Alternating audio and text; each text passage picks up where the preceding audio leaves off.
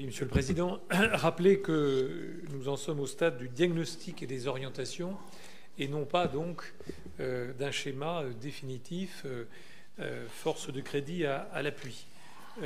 Moi, j'aimerais préciser ou plutôt demander quelques précisions.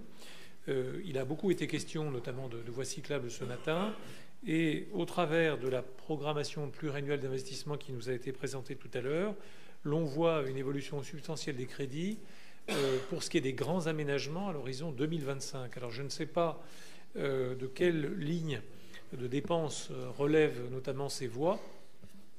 Si ces voies relèvent du chapitre des grands aménagements, pour le coup, vous prévoyez une évolution des crédits à comparer avec ceux d'aujourd'hui, une évolution donc à l'horizon 2025, c'est-à-dire d'ici plus de 2 ans. Donc j'aimerais une précision sur ce point.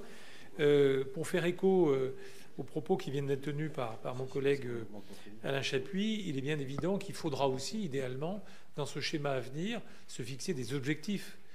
4500 km ou presque de voies départementales, autrement dit le double en bas-côté, et donc s'assigner des objectifs de kilométrage en matière de surlargeur.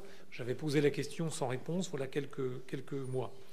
Et puis préciser, ou plutôt demander une précision concernant le territoire qui est le mien, qui est le nôtre, avec ma collègue Mireille Louis, concernant Pont-de-Vel et les difficultés de circulation, dont on sait qu'elles posent des sujets de sécurité. Un accident avait eu lieu il y a quelque temps déjà, conséquent.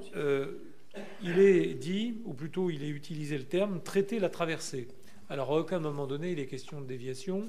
Donc est-ce que c'est un sujet de sémantique ou est-ce qu'au contraire tout ça est déjà bien pensé pour dire que la déviation n'est plus d'actualité? Je rappelle, puisque Monsieur le Président, vous évoquiez l'engagement des territoires, que l'intercommunalité de la Velle, que je préside, s'est engagée.